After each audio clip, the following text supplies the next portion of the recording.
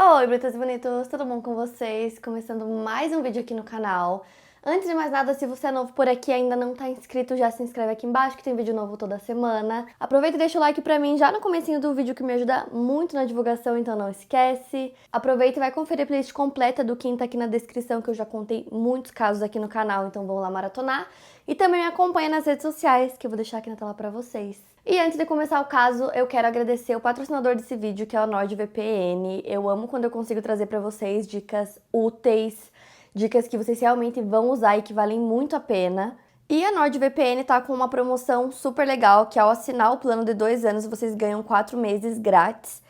E para quem viaja muito como eu, que usa o Wi-Fi do aeroporto, de hotéis, de vários lugares que eu vou, ou para quem gosta de levar o computador para trabalhar em outros lugares que não seja em casa, como cafés, por exemplo, e sempre acaba se conectando em diferentes redes de Wi-Fi desconhecidas, acaba ficando sujeito a ter suas informações roubadas, suas senhas, seus dados, seus cartões, né, que você usa para fazer compras online. E é aí que entra a NordVPN. Para quem não sabe, VPN é um serviço que protege a sua conexão de internet e privacidade online. Então, basicamente, para vocês entenderem, é como se ela criasse um túnel criptografado para os seus dados. Então, isso protege a sua identidade online e oculta o seu endereço de IP e permite que você use pontos de acesso de Wi-Fi públicos com segurança. Então, você consegue acessar em qualquer lugar sem medo que alguém consiga acessar os seus dados. É uma super proteção para os seus dados, assim você fica online, em segurança em qualquer lugar do mundo. E você também consegue proteger os seus dispositivos contra ameaças e vírus. Outra coisa que eu acho super legal é que você consegue mudar o seu IP para qualquer lugar do mundo, então você consegue estar no Brasil usando um servidor de outro país, por exemplo. E a NordVPN também é a mais rápida do mercado e praticamente não afeta a velocidade da internet. Você consegue conectar até 6 dispositivos em uma única conta, protegendo todos eles. Então assim você consegue sempre estar conectado com todos os seus dispositivos em qualquer lugar com muita segurança, o que é incrível, juro, isso muda a vida.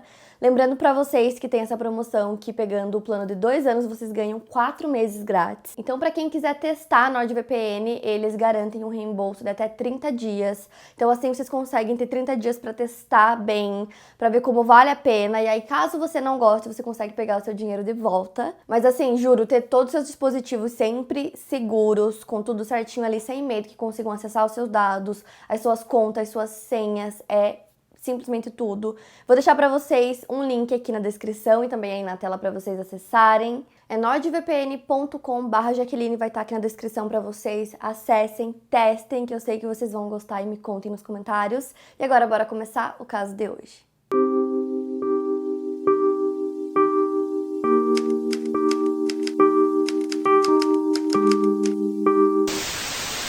Shailene Marie Farrell nasceu em 19 de junho de 1976. Filha de Darlene Farrell, ela morava com a sua mãe e 3 irmãos mais novos e o noivo da sua mãe, chamado Dwayne Childers. Eles moravam em Haverhill Drive, em Piqua, no condado de Miami, estado norte-americano de Ohio. A cidade é pequena, com pouco mais de 12 mil habitantes, e as pessoas se conhecem, é tudo muito seguro e muito tranquilo. Em 1994, a Shailene completou 18 anos. No mês de julho, ela conseguiu um emprego de meio período em um Pick and Save, que é uma rede de mercados perto da casa dela, e o emprego era como caixa. Então ela estava muito animada para começar seu último ano na Piqua High School, e desde sempre ela mostrou interesse em estudar para se tornar professora. Ela passou o dia 7 de agosto daquele ano, um domingo, com a sua melhor amiga Amy. Elas passaram a maior parte do dia passeando pela cidade e visitando alguns amigos com o carro da mãe da Shailene, que era um Chevrolet Malibu 1981 prata. A mãe da Shailene não estava na cidade, ela tinha viajado para Nova Jersey naquela semana porque a mãe dela estava hospitalizada por conta de alguns problemas de saúde. E como a Shailene era a mais velha, né, de todos os irmãos, a mãe esperava que ela ficasse responsável por cuidar deles. Então, ainda naquele mesmo dia, no dia 7, por volta das 9 horas da noite, a Shailene leva a amiga dela para casa porque ela queria ir embora e passar um programa na TV que ela queria assistir, então ela deixa a amiga em casa.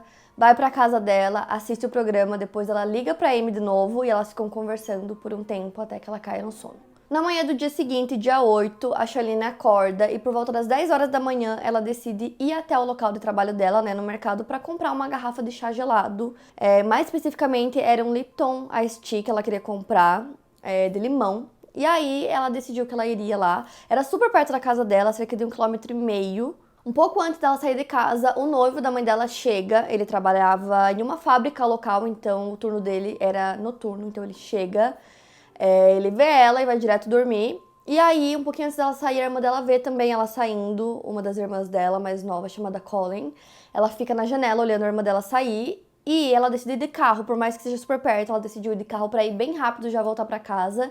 Então a Colin viu ela saindo com o carro da mãe, indo em direção ao mercado. Só que ela começou a demorar muito pra voltar pra casa, então as horas foram passando, ela não voltava.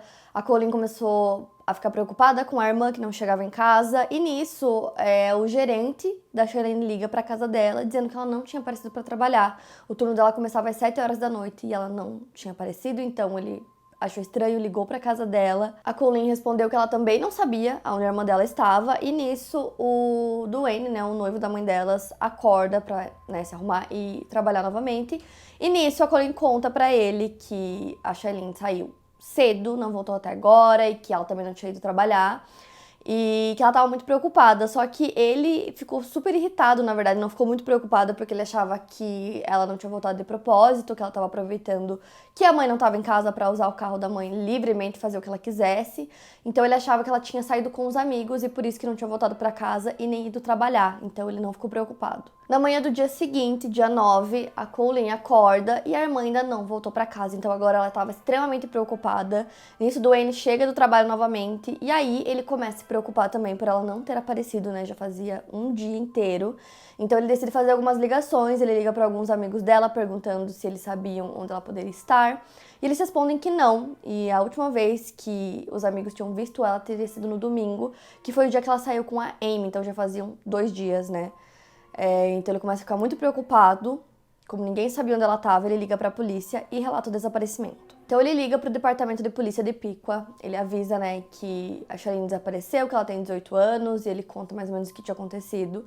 E como eu falei para vocês, já faziam 24 horas que ela tinha desaparecido, então esse é o primeiro momento em que começam, né, a perceber realmente que ela não tinha voltado para casa e começam a fazer alguma coisa. Então ele também aproveita e liga para a mãe da Shailene, que não sabia disso também, então como ela estava viajando, ela decide voltar para casa antes. Então eles explicam tudo o que aconteceu para a polícia e nesse primeiro momento eles acreditam que a Shailene fugiu. Em muitos casos isso acontece quando adolescentes, jovens adultos desaparecem, eu não consigo entender por que eles sempre acham que é isso. Então, assim, ela tinha acabado de fazer 18 anos, então perante a lei ela já era, né, maior de idade, então ela poderia tomar as próprias decisões. E eles não achavam que ela tinha ido no mercado, eles falaram que eles acreditavam que ela tinha combinado alguma coisa com os amigos e deu essa desculpa e saiu com os amigos ou que tinha fugido de casa. Então eles disseram que acreditavam que logo ela voltaria pra casa e que ia ficar tudo bem, mas como a família tava, né, nervosa, querendo entender o que tinha acontecido, onde ela tava, eles começaram a investigar e nisso eles encontram o carro dela, é a primeira coisa que eles encontram, e o carro tava no estacionamento do Pick and Save, né, do mercado, onde ela trabalhava. O carro tava lá, provavelmente já tava lá, né, há um dia. E não tinha sinal nenhum dela, não tinha sinal de que alguma coisa tinha acontecido, nada que indicasse que algo aconteceu ou pra onde ela foi. E aí os policiais conversam com alguns funcionários do Pick and Save pra perguntar se eles tinham visto ela, porque todos eles conheciam ela e eles disseram que eles não tinham visto ela lá dentro em nenhum momento. Então, realmente ela nem chegou a entrar no supermercado. Outra informação também é que ela levou apenas o dinheiro pra comprar o chá, tipo, contado, não levou mais nada, não levou documento, né, tipo, identidade, não levou nada de valor, nada dela, assim, bolsa, nada, ela só levou o dinheiro pro chá. Então, era meio estranho, né, porque se ela fosse fugir, ela levaria as coisas dela. Então eles começaram a trabalhar com essa possibilidade dela ter combinado alguma coisa com alguém, e aí deixou o carro no estacionamento e fugiu. Ou que no momento que ela chegou no estacionamento e saiu do carro, que ela foi sequestrada. Então eles estavam trabalhando com essas duas possibilidades igualmente. Então, como não tinha nenhuma prova, né, nenhuma evidência, não tinha nenhum sinal em lugar algum, eles começam a conversar com familiares, amigos, pessoas próximas da Shailene. E eles ainda estavam trabalhando muito com essa possibilidade de que ela tinha fugido por algum motivo. Eles tinham certeza que era isso que tinha acontecido. E começam a conversar com as pessoas e aí eles começam a perceber que não era isso. Ela nunca tinha comentado com nenhum amigo que ela pretendia fugir ou que ela estava querendo fazer alguma coisa nesse sentido. Nada indicava que realmente era isso que ela queria fazer. Outra coisa também é que todos os amigos disseram que ela estava muito animada porque tinha conseguido um emprego, ela estava muito animada porque era o último ano da escola. E como eu falei pra vocês, ela queria se tornar professora, ela era muito próxima da família dela, então realmente não fazia sentido algum que do nada ela decidisse fugir de casa e que ela também abandonasse tudo, né? Todas as coisas dela, não levasse nada com ela.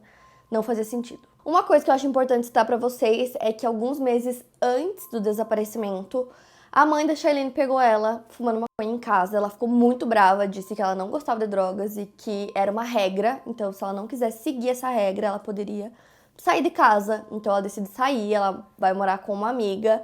E ela mora com essa amiga por um tempo, só que elas não chegaram a brigar por conta disso. Ela mantinha contato com toda a família dela normalmente. Tanto que dizem que ela ligava muito pra mãe dela, todos os dias, às vezes 5 vezes por dia. Então, por mais que ela tenha saído de casa, ficou tudo bem. Então, ela morou um tempo com essa amiga, até que algumas semanas depois ela volta a morar com a mãe dela. A Darlene, né, a mãe da Charlene, teve ela com 18 anos. Então, a diferença de idade das duas era pouca. Elas eram muito amigas, então a relação delas era mais até de amigas do que mãe e filha. Não teve briga, não teve ressentimento algum. A Darlene disse que ela achava que era apenas uma fase, porque ela estava na adolescência, estava se descobrindo e ela sabia que isso fazia parte, né, dessa fase. Então ficou tudo bem. E a mãe dela também disse que ela tinha certeza que o motivo não era esse, fugir de casa, que ela não acreditava que a Charlene iria fazer isso, até porque elas conversavam muito, então se tivesse alguma coisa errada, alguma coisa incomodando ela contaria pra sua mãe e provavelmente sairia de casa e voltaria a morar com uma amiga, não iria fugir assim do nada. Toda a família dela estava convencida de que ela tinha sido sequestrada, só que não tinham provas, não tinham evidências que provassem que isso tinha acontecido. Como eu falei pra vocês, só foi encontrado o carro e não tinha sinal algum no carro, assim, parecia que tava tudo ok, ela não levou nada. Então, eles acreditavam que isso tinha acontecido, mas não tinha prova pra seguir. Então, o que aconteceu foi que a polícia decidiu ir pra mídia, pedir ajuda das pessoas, se caso alguém tivesse visto alguma coisa. E nisso apareceram várias testemunhas que estavam ou no mercado ou no estacionamento do mercado naquela manhã. Só que essas pessoas não conseguiam lembrar de absolutamente nada de estranho que tivesse acontecido. Ninguém se lembra de ter visto ela ou alguma coisa estranha ou alguém sequestrando ela no estacionamento, ninguém lembrava disso. Então, basicamente, essas pessoas que estavam lá não viram nada de incomum, nada que chamasse atenção. Então, a partir disso, a polícia começa a acreditar que ela realmente foi sequestrada, só que por uma pessoa que ela conhecia ou que talvez ela achasse que conhecia. Então, eles achavam que ela tinha entrado no carro dessa pessoa e que não houve luta, por isso que ninguém percebeu nada de estranho, ela simplesmente entrou no carro da pessoa. E o que aconteceu depois disso, não tem como saber. Então depois, né, que a polícia fez esse apelo na TV e as pessoas começaram a ficar sabendo do caso e que ela estava desaparecida, várias testemunhas ligaram para os detetives dizendo que teriam visto a Charlene na área. A polícia foi investigar, mas não conseguiram provar que isso realmente era verdade, que realmente ela estava no local. Teve uma pessoa também que disse ter visto ela sendo conduzida na Interestadual 75 por um homem desconhecido, que foi outra informação que a polícia não conseguiu confirmar. Uma das pessoas que os detetives decidiram conversar também foi a Amy, que era a melhor amiga da Charlene. Elas tinham, né, passado o dia inteiro juntas. Ela foi uma das últimas pessoas a verem a Charlene antes do desaparecimento. E ela disse que ela não acreditava que a amiga tinha fugido de maneira alguma. Ela disse que elas conversavam sobre tudo, né, antes dela desaparecer. Fazia mais ou menos 12 horas que elas tinham conversado a última vez. E ela disse que a amiga em nenhum momento falou que tinha alguma coisa incomodando ela, ou que ela pretendia fugir, ou nada de diferente. Ela estava bem, estava feliz. Então, ela realmente não acreditava que ela tinha fugido e ela também, né, apoiava essa teoria de que ela foi sequestrada. Inclusive, ela estava muito feliz que ela tinha conseguido, né, o seu primeiro emprego de meio período no Pick and Save. Faziam 2 semanas que ela estava trabalhando lá, ela já tinha recebido o primeiro salário, né, que eram $50. E no fim do domingo, ela já tinha gastado quase todo o pagamento dela, né, esse primeiro pagamento. Ela precisou pagar uma parte na conta de telefone, né, pra mãe dela, o que dava em torno de $30, e o resto ela gastou comprando maquiagens e um CD. Todos esses itens, né, que eram novos, foram deixados pra trás quando ela desapareceu. E além disso, ela também não tinha nenhum cartão de crédito. Então, aonde quer que ela estivesse, ela provavelmente não tinha acesso a dinheiro nenhum. Em setembro daquele ano, a investigação do caso estava estagnada. Apenas 4 detetives trabalhavam no Departamento de Polícia de Piqua e todos eles haviam passado um tempo trabalhando no caso. Todas as dicas que eles recebiam, eles investigavam, mas não conseguiram nenhuma pista realmente sólida no caso. Se novas informações não chegassem para que a investigação pudesse se desenvolver, eles teriam que arquivar o caso. A família da Charlene tentou manter o caso vivo na mente das pessoas. Eles espalhavam panfletos com a foto dela pela cidade, mas infelizmente o caso não ganhou uma força fora da região de Piqua. A mãe dela estava muito frustrada com a forma que o caso foi administrado pela polícia, principalmente no início, nas primeiras horas, que são cruciais, porque ela acreditava que o fato deles terem achado que a filha dela havia fugido atrapalhou o início e o andamento da investigação. Ela também se frustrou por não ter recebido tanto apoio da comunidade local e não ter visto tanto interesse assim nas pessoas em solucionar o caso. Então os meses foram passando e ela continuava desaparecida. Isso fez com que a polícia realmente acreditasse que ela provavelmente não tinha fugido. A polícia declarou que não haviam evidências que comprovassem que ela estava morta, mas a família dela achava que ela estava. Então, menos de um ano depois do desaparecimento, em abril de 1995, a sua família decide publicar um obituário para ela no jornal local e eles também realizaram um serviço memorial em sua homenagem. Sua mãe queria poder colocar flores no túmulo da filha. O colégio que ela estudava também plantou uma árvore em sua homenagem. Algumas pessoas discordaram dessa decisão da família, já que mesmo que ela tivesse sido sequestrada, tinha uma chance dela ainda estar viva, mas os investigadores afirmaram que esse fato, não afetaria a forma como eles estavam investigando o caso. A polícia tinha esperanças de encontrá-la e trazê-la para casa em segurança. A Darlene, mãe dela, se juntou a outras 3 mães de crianças desaparecidas e montou um grupo de apoio. Os detetives então fazem um segundo apelo público pedindo que as pessoas apresentassem qualquer informação que pudesse auxiliar no caso, porque eles tinham pouco para trabalhar. Não havia cena do crime, não havia nenhuma testemunha, então depois desse apelo algumas denúncias foram feitas. A polícia recebeu uma ligação dizendo que ela tinha sido vista em um local onde tinha um trailer, então eles vão até lá, procuram por ela, mas não encontram nada, ela não estava lá. E outra coisa também é que no primeiro ano da investigação, a polícia tinha um suspeito que inclusive conhecia a Shailene, então eles investigaram ele durante um ano.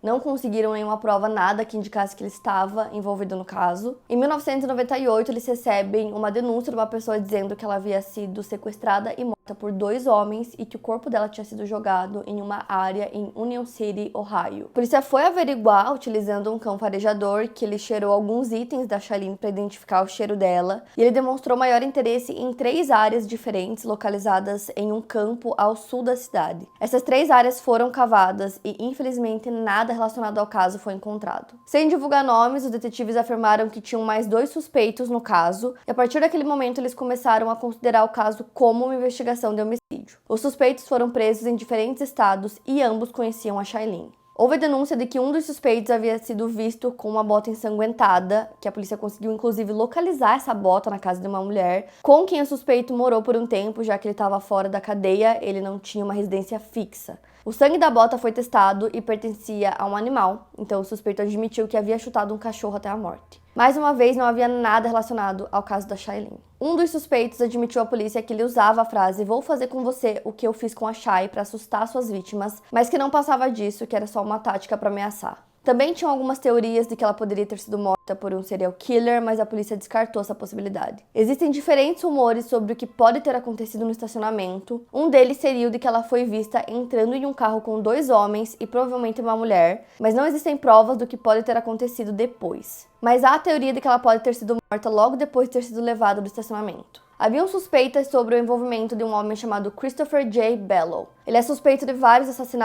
e desaparecimentos, incluindo o da Mary Cousteau, Christina Porco e Heather Teague. Ele se declarou culpado de tentativa de homicídio involuntário em conexão com o tiroteio de Catherine Fetter, que também nunca teve o corpo encontrado, então atualmente ele está na prisão de Ohio. Muitas vezes as pessoas também levantam a possibilidade dela ter sido morta por Larry Dwayne Hall, que era um motorista de caminhão, e ele cruzava a linha entre Indiana e Ohio, assustando e ameaçando mulheres entre os anos de 1980 e 1990. Ele foi preso por um assassinato, mas é suspeito em outros 40. Uma terceira opção seria Lawrence Michael Hensley, que ele cumpriu sentença por 5 assassinatos e cometeu suicídio na prisão. Antes disso, ele escreveu para um detetive em Piqua através de códigos que ele poderia ter ajudado no caso de Shailene. Porém, ele gostava de assumir responsabilidade por coisas que ele não havia feito, então ele não é considerado um forte suspeito no caso. Quando ela desapareceu, a Shailene tinha 18 anos. Ela usava uma camiseta branca masculina do seu irmão Michael com os escritos No Fear em letras azuis. Ela usava um short azul da Piqua High School e sandálias pretas. Ela tinha uma pinta marrom no queixo e uma cicatriz na perna direita acima do joelho e também uma marca de nascença na coxa esquerda acima do joelho. Ela não tinha 4 dentes e tinha restaurações em outros 11. Apesar da família dela ter feito, né, aquele memorial pra ela, eles nunca pararam de procurar, eles ainda têm esperanças que o caso seja solucionado. A polícia acredita que algumas pessoas sabem o que aconteceu ou têm informações que possam ajudar na investigação, mas que por algum motivo, ou por medo, ou alguma coisa assim, não foram conversar com os investigadores. E isso acontece muito porque, às vezes, um relato, uma única pessoa que indique um possível suspeito pode, assim, pegar um caso desses antigo e solucionar o que acaba acontecendo, né, muitas vezes. Mas em casos, assim, que não tem nada, é muito complexo. Então, você imaginar uma pessoa que se conversou e, de repente, ela foi comprar um chá no mercado, simplesmente, e nunca mais voltou pra casa, e ninguém sabe o que aconteceu, e as pessoas que estavam lá não viram nada, então é muito complexo porque não tem provas, não tem evidências. Então, realmente, o que pode ajudar são pessoas que, né, saibam alguma coisa que talvez eles não tenham contado pra polícia, alguma coisa assim. Porque de resto não tem evidência, não tem o que investigar, né? Então, assim, só alguém aparecendo mesmo e conversando com a polícia. Mas é um caso que fica muito na minha cabeça pelo fato de que várias pessoas estavam lá e que ninguém viu nada estranho. Então, poderia ser alguém realmente conhecido, alguém que ela confiava, né? E ela entrou no carro da pessoa por algum motivo. E aí, o resto não tem como saber o que realmente aconteceu. E é isso, o caso continua em aberto, né? Sem solução. Me contem aqui nos comentários o que vocês acham que pode ter acontecido com ela.